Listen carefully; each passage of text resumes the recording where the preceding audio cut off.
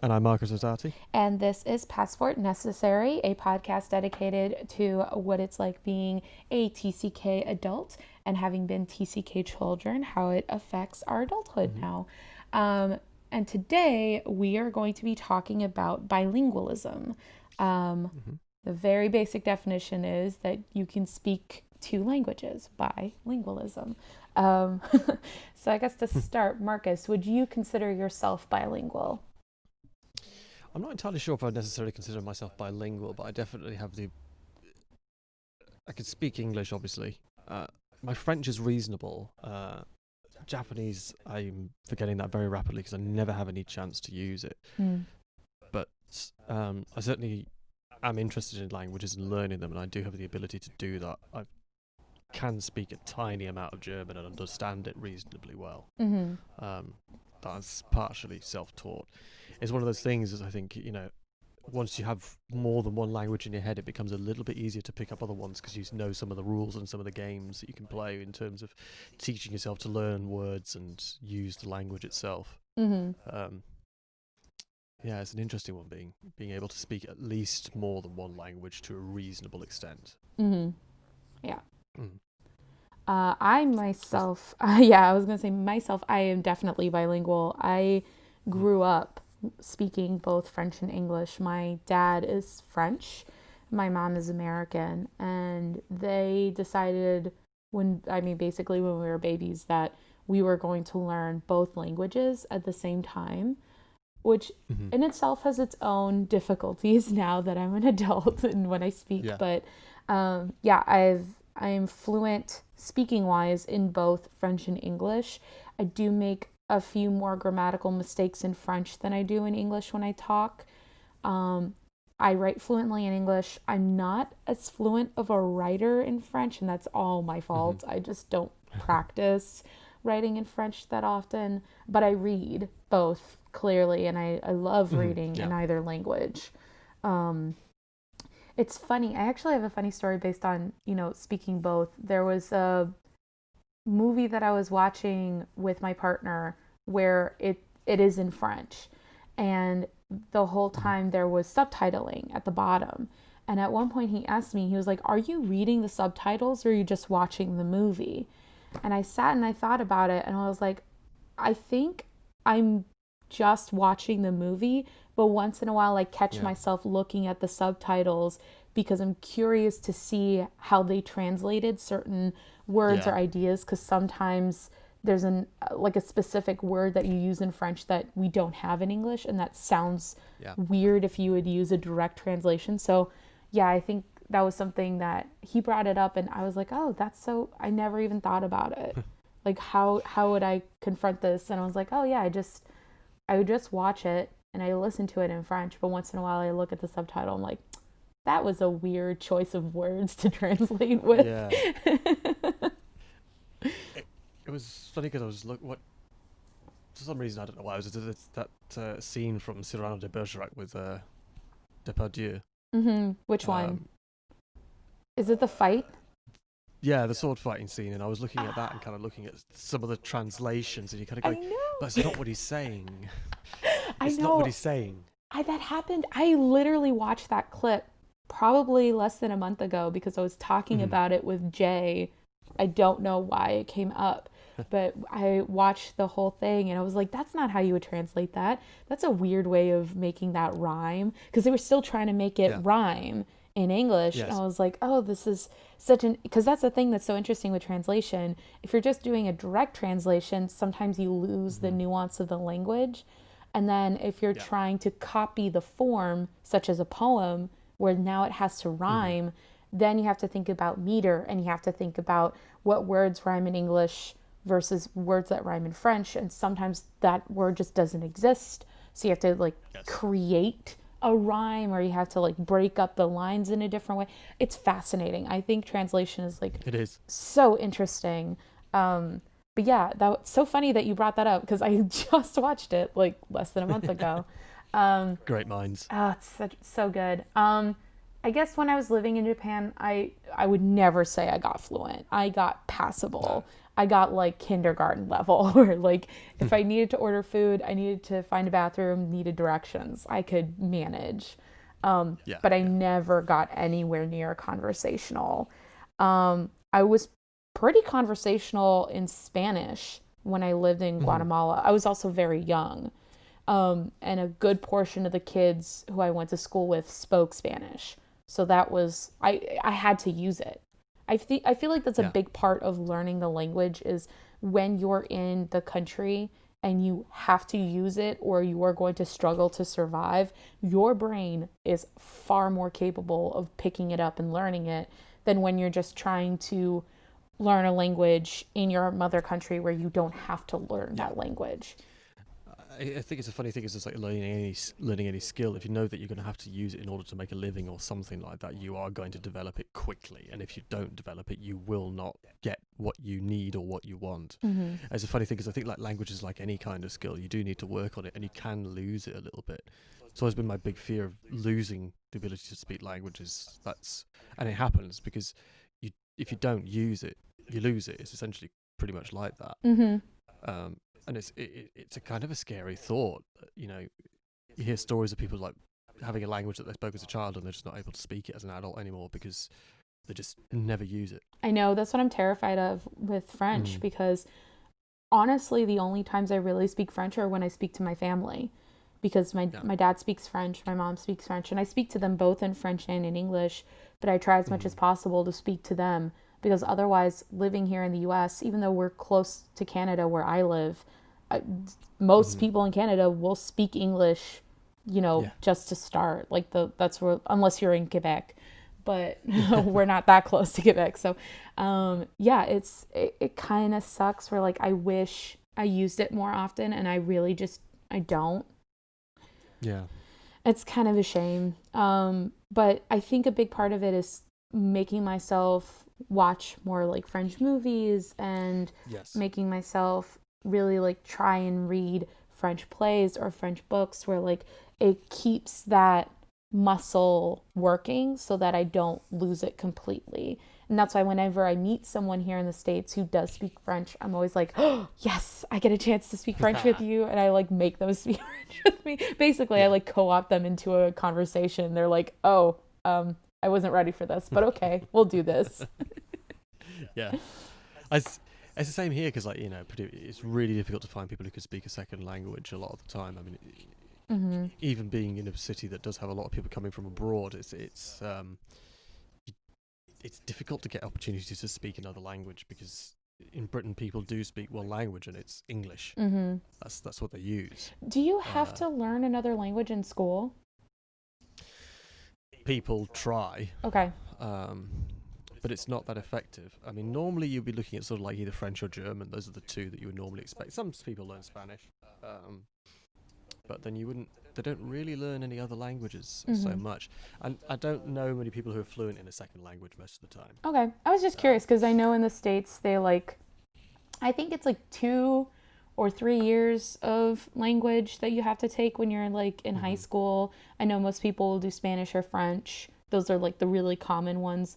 Although mhm, I did have quite a few students when I was in college who said that they were implementing more Chinese within high school. So like you that could makes learn sense. Chinese. It's not like common, I don't think, but Mhm, from what they were telling me, at least within New York City, there were more schools that were offering right. Chinese as a language course within high school, which I think is really cool and very useful. We have a lot of Yeah. trade and commerce with China, so it makes sense to have more people who can speak Chinese. Yes. And it's not an easy language to learn from a No, Western it point of isn't. view.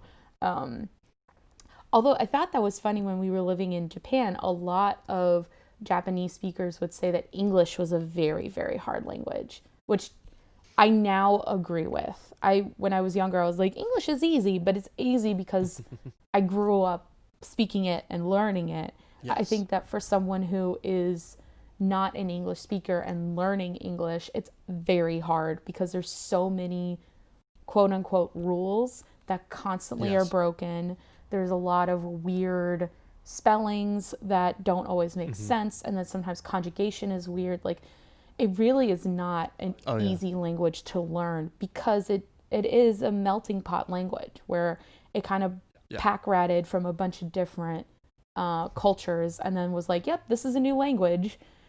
Which, I mean, you could say a Yeah. lot of other languages are like that, but I think English is the most recent one of that, where we still constantly are co-opting other people's dialects and languages and Yes. words and bringing them into the language. And like colloquialisms is probably one of the hardest things to learn from a foreigner's point of view. Yeah. I mean, you definitely see that even within the UK, there are different sort of colloquialisms up and down the country. Mm-hmm. It makes it. It can you have to have the ability to learn them quite quickly because otherwise they won't. You won't be able to speak to people Mm-hmm. because they will use these on a regular basis. It's just common for people to use them, Yeah, I think which is I, important. yeah, I was going to say, I think one of the hardest things to learn from someone who's not an English speaker learning English is all the colloquialisms and idioms. We Mm. constantly use idioms in our language to the point where it like we can use them and people automatically know what we're talking about. So as a Yeah. foreigner, you would be like, "Wait, what are you talking?" Like, two in the hand is better than one in the bush. Like, we know what that means. Yeah. That's a common idiom that is used. But Yeah. if you're a foreigner, you're like, what are you talking about? Why are there two in your hands? What's in the bush? What is like, Yeah. like unless you have the context of what that idiom means, it is very confusing. It is. Yeah. And actually, I don't know if it happened to you in Japan, but it happened to me quite a bit where I would be on the train going to school or coming back from school, and I would have Japanese students come up to me and ask me for help with their English homework. Like they would come up to me and they'd be like, "Is this correct?" Like they would assume I was American, which I mean, I was very obviously loud and American, so they were like, "Yes, you know what you're doing." Fair enough. So they would come up to me and they'd be like, "Is this correct? Is this right?" And I would look over it and I would be like, "Yeah, no, this is good." And they would always ask, "Why? Why is this?" And I Uh, would be like, "I have no idea how to explain to you why it's correct. I just know it's correct." I never had anybody actually ask me to help them with their homework, but you did have people trying to speak to you in English when they could, which is understandable. I mean, if you don't have the chance to speak it and you find somebody who can, you're going to try and practice it. Oh, It's the same thing with trying the French. I mean, it's like you need to practice it and you want to practice it. mm-hmm. You know, I think it's exactly the same thing for them as if they start trying to speak to you in English because what other opportunity are you going to get? It's just like, oh, I can't believe my luck. Somebody speaks English. I had an English speaker. Yeah, no, that did happen to me quite often. Mm. Especially because we lived in more of the bigger cities, so there's a lot more Yeah. foreigners and then Japanese people who learn English within those bigger cities. Yeah. Yeah, I definitely interacted a couple of times with people who were like, "Oh, you're an American? I'm going to speak English to you." And I was like, "Yeah, cool. Let's do it. Let's run with it." It was always exciting for me. I always liked it because it's the same feeling I get when I meet someone who speaks French here in the States. It's like, "Oh, Yes. finally someone who like I can communicate with in this other language." It feels like you're connecting with someone in a different way. Yeah. I remember having conversations with people who were bilingual who said that, you know, having a second language helps you think in a different way because of the way the language works. And also there might be words that they use that don't exist in your language, so you can express something that you might not be able to express in one language, but you can in another, Yeah. which I find interesting. Oh, absolutely. I think there are quite a few times where I'll be talking to Jay or even my friends, and I'll have a moment where I'm like trying to use a word and I cannot think of what it is in English. And I can, like, I have the word screaming at me in French in my brain. And I'm like, Mhm. these people don't know what this word is. So then I have to, like, try and, like, work around it and find, like, descriptor words. And it takes me, like, a half of a minute to explain what I'm trying to say. And they're like, oh, this word. I'm like, sure, whatever. That sounds close Yeah. enough. So I'll go with it. But, like, there have been times where I'm trying to use a term and I know it's not exactly what I'm trying to use, but I'll just use the English equivalent that's close enough because it's close Yeah. enough. And I know there isn't an English equivalent. No, yeah. I mean, I think it's also a thing is that I don't know whether like you experience this, but I mean, I think you love trying to find the word and all that sort of stuff. I always have real problems with autocorrect because it'll try and pick words out for me Mhm. And you kind of go, it's sort of the meaning I'm going for, but it's not the meaning I want. That's not the word. So I get really annoyed because I think when I try and use language, I try to be really precise because I have like a specific idea I'm trying to put across. Mhm. Um, and I think maybe my use of language is a bit maybe more complicated than most people would use, for the simple reason that if you need to communicate with people who come from different cultures and different societies, you need to have very precise use of language. Mhm. So you might be using a particular word because you particularly mean it, and you want somebody to understand that that's what you mean. And it's funny because English people will always come up and say, "You're very well spoken." It's like, you're not going to be understood if you don't speak like this in other places. You have to have this sort of very, I suppose, generally quite formal way of speaking, Mhm. and have quite a neutral accent, because even some people, like I've spoken to Spanish people who speak English, they find my accent difficult to understand, Mhm. because they're more used to hearing American accents and things like that. Yeah. So the more precise and you can be with your language, the better. That's actually something that happens to me a lot here in the States is I'll tell people, "Oh, I'm from Louisiana." And they're like, "Wow, you really don't have a strong Louisiana accent." It's like, well, one, my mom doesn't have a very strong accent unless she has like maybe a drink or two, or she spends a lot of time with my Louisiana family, and then it's like, oh yeah, there it is. But also, I think my accent became very kind of like a neutral American accent, quote unquote, because going to international schools for most of my school career was within the American system. Having a more neutral American accent made it easier to be understood by a lot of different students. Yes. And so getting that more neutral tone meant that more people could understand. And it also meant that when you were speaking with other people who were not American, who were used to the American accent, as soon as you put on an accent, it's a lot harder. And if you go too fast, it's also very hard. So training myself to try and speak a little slower and also to neutralize my accent a little did make it a lot easier for people to understand what I was trying to say. But I think one of the things that sometimes is very difficult for me when I'm communicating is I would say I'm not as precise as you with language, just because a lot of the times I'm just trying to get the idea out. My way of approaching language and communication is, for me, I'd rather get the idea of what I'm trying to say out and then go back and make it precise rather than just focusing on like a specific word and getting caught on that.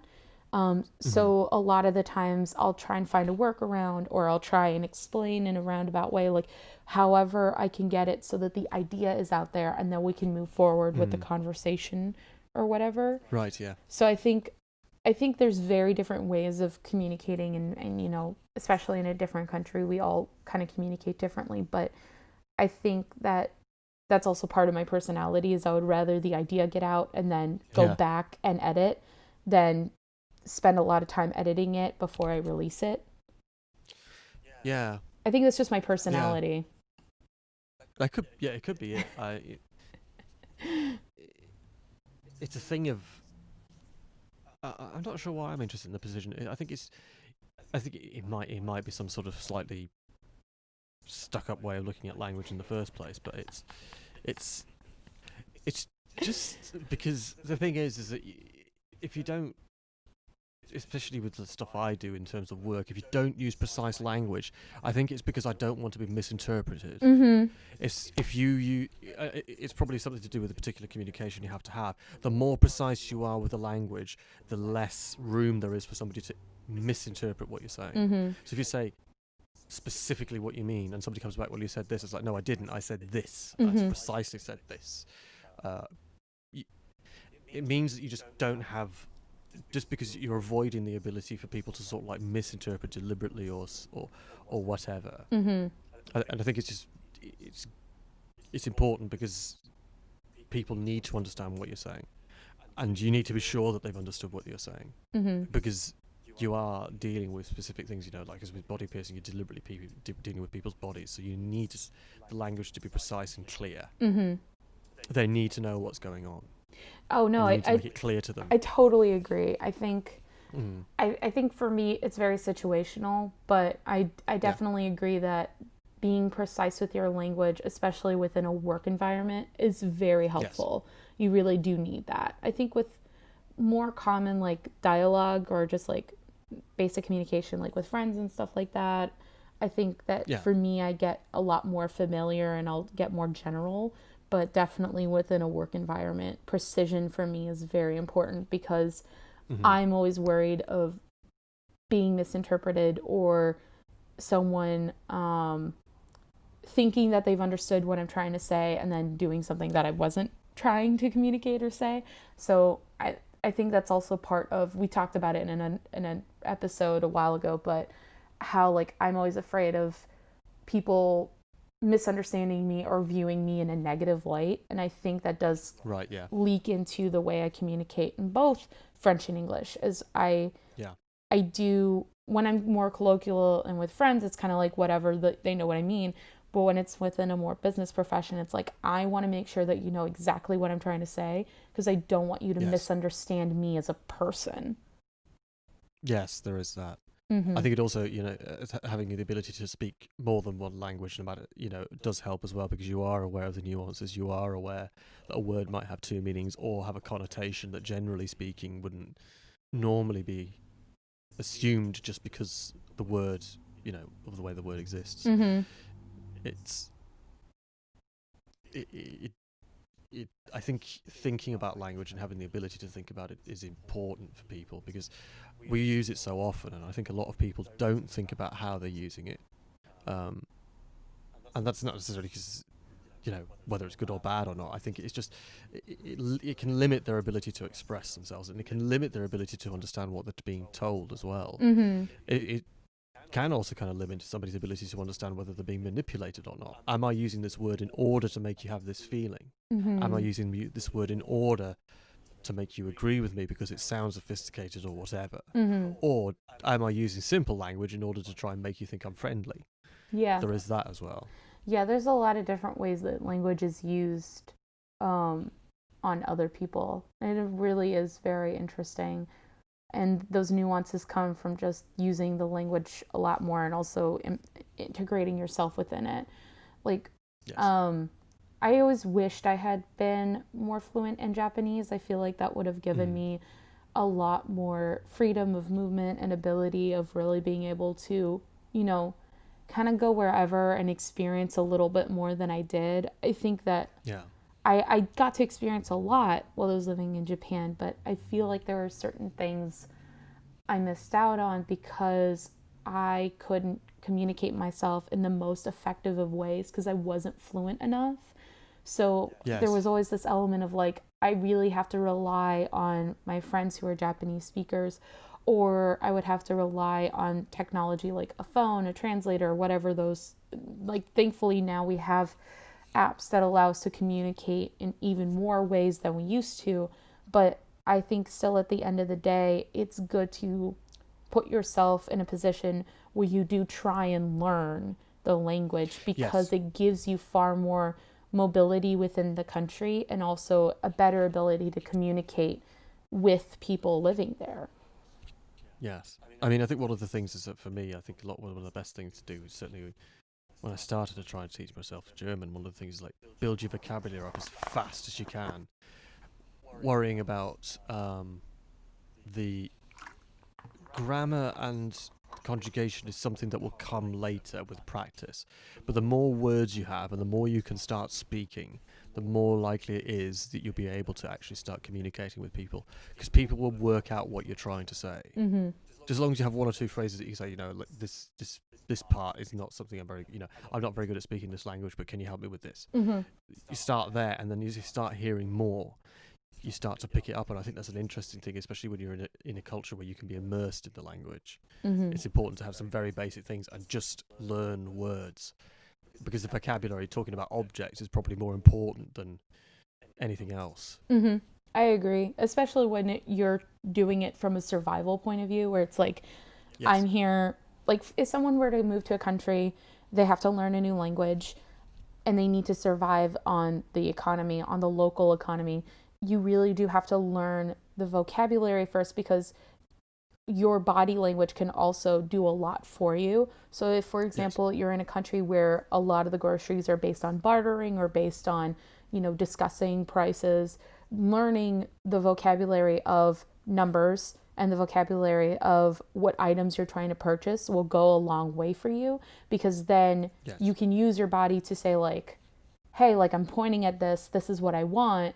And then using the vocabulary you have, you can say like 2, 3, 4, whatever you're doing, and that can really help you. And then as you get better at the language, you'll become more nuanced, you'll get better, and you'll get to the point where you can say, like, hi, I would like to buy this many apples for this price, and the person will come back at you with the discussion or whatever it is. But I agree with you, getting those basics down first and learning as many words, quote unquote words, as you can, and then getting more nuanced with grammar, I think is far more important than getting the grammar perfect but not knowing words. Yeah. Because, I mean, you can know all the stuff that you want about the grammar, but you won't be able to say anything. Yeah, exactly. There was always something that kind of frustrated me when I spoke French with French speakers, and me being kind of a French speaker, like I do speak it, but I would never claim myself to be an expert. I'm definitely, it's my weaker language of my two languages that I'm bilingual in. I would always get frustrated when people would correct me with the le or la when you're like describing items. And at the end of the day, like, I know what they're trying to do. They're trying to help me. They're trying to help me learn, and I get it. But there was also the frustration of, like, you know what I'm saying, though. You still understand what I'm trying to say. Is it really more important for you to correct me than for us to continue in the conversation, even though you know that I got this small part of the sentence wrong? You still understand what I'm trying to say. Like, it's stuff like that that's kind of frustrating, and I can see why people get frustrated when they learn French. It is a very irritating part of the language, is that the masculine feminizing of nouns. People will literally stop conversations to correct you. It's like, it's a chair. It doesn't matter if it's masculine or feminine. You still know I'm talking about a chair. Please, let's move on with the conversation. We don't have to focus on that. Yeah, I mean, it's just like French, generally speaking, though, I mean, like, compared to German, is pretty easy. Once you understand the conjugation, generally speaking, you get through quite a lot quite quickly. Yeah. Whereas German, as it stands, you have 3 genders and 3 cases as well, which makes it difficult. And then the grammar works in a particular way, like where the verb appears in the sentence is different to what it would be in English and French. The only thing in English and French that's different is where you put the adjective. Yes. In comparison to things. And that's just kind of like, that's not too different. You just flip it around. Yeah. It's not too difficult. In French, it's le chat noir, whereas in English, it would be the black cat. So in English, the adjective comes first. In French, the adjective comes after the noun. Yeah. Which actually, it's not too difficult to deal with, really, once you understand how to do it. You just have to remind yourself to do the flip. Yep. If you need to do that. But German sentences all sound a bit strange because you have verbs at the end of the sentence that relate to what's going on at the beginning of the sentence and all that sort of stuff. So it makes it a bit more difficult. But, generally European languages like that are not too difficult to learn once you know one. Mm-hmm. I think you could move relatively easily between French and English, and I think and I agree. German's a bit more difficult, but I think you can do it. Like, Indo-European languages, you can learn them without too much difficulty, especially Western European languages anyway. They're all related, they're similar. But then moving over to something like Japanese, the thing is that I don't think the grammar in Japanese is too difficult. No, it's more learning really the kanji. It's learning the writing system that's hard. I think that's the hardest thing with Japanese, is just learning the writing system, because the sounds are easy. Kaki, ku, keiko, they're really easy, simple sounds. It's just learning the words and the writing system, because it's really the writing and the context that gives you the language. So it's a hard language in the sense that you're constantly thinking about the context and what sounds give you that specific kanji, which sometimes one of my favorite things to watch when I was in Japan would be seeing people talking and then they would stop what they were saying and they would write the kanji like in their hands. Yes. Yeah. Like with their Yeah, finger. yeah. They would like pretend their finger was a pen and they would write the kanji in their hand, and the person who they were speaking with would watch them do it, and then they would know, oh, that's what word you're using. Yeah. Japanese is Yeah. so unique and interesting because it is a language that is completely based on its writing. It's interesting, yeah. Yeah. And it's the only language I know of that has 3 scripts dedicated to it. Yeah. Well, 2 scripts specifically written for it, and then a third, which is borrowed from somewhere else. Mm-hmm. It's Which is fascinating. insane. I can't think of any other language that does that. No, not that I don't know know of. of any other language. No. And then Chinese doesn't do that. they also use Roman language, what they call Roman language, which is Yeah. our writing, like American writing with our letters. So there's hiragana, kata. So technically they use 4. They know how to 4. read 4. There's hiragana, katakana, kanji, and then they use Roman letters, which is Yes. kind of insane when you think about it. Yeah. Like that's so wild to learn that much and to be considered a fluent Japanese speaker, or to graduate high school, you have to know, I think it's 10,000 kanji. Is that correct? Right. Yeah, I think It could be true, yeah. I think that's what it is. I could be wrong on the exact number, but I think you need to know a base number of kanji to be considered like a learned person. If you don't Yeah. know that set number of kanji, then you can't speak in a way that makes sense, which we kind of do in English, but Mhm. that's for more like really high level words. Whereas like Yes. basic everyday speaking, you really can kind of get around with a lot less words in your dialect. Yeah. You really can kind of go through it. Same with French. Yeah. It's a very unique way of learning a language where it's solely, it really is mostly based on the writing. Yes. It's so I don't know. It's just so strange. It's just that no other language does it. So, I mean, there are other languages that see sort of writing it in a particular way or a particular script being exceedingly important and carrying weight, but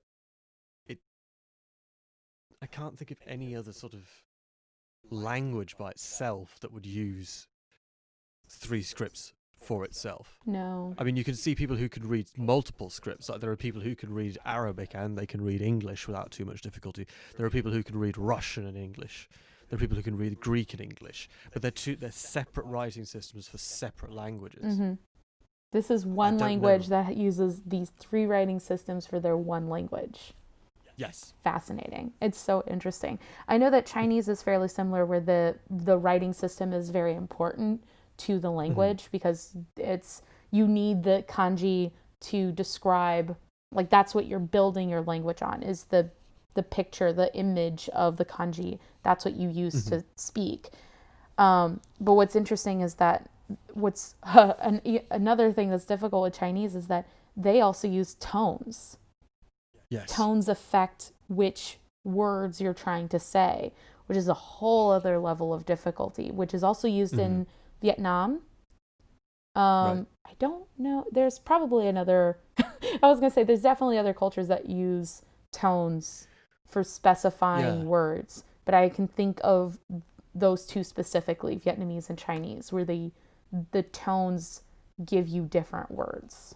Yes, give you the definition of what the word is. Ugh. It is the word. That was always something that like I couldn't get. I tried, like we had friends in high school who were Chinese and they would try and teach us like certain phrases and stuff. I couldn't get the tones.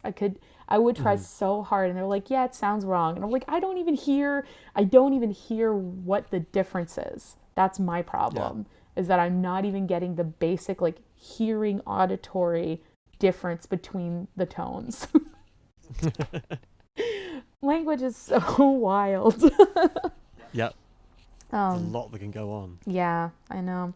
Well, that kind of wraps up bilingualism for us. So, thank you for listening to Passport Necessary. If you want to leave us a comment, if you want to review us, please feel free to do so. It helps us out a great deal. And if you have any questions, you can always, like I said, leave in the comments, or you can reach out to me on Twitter. My handle is at Layla Gentil. That's LeylaGentil. Yeah, maybe at one point in the future, we'll collect all your questions and we'll answer them in a later podcast. I think that would be really that'd be a good fun. idea. Yeah. Okay, so thank you everyone for listening. We'll see you another time. Right, goodbye. Bye.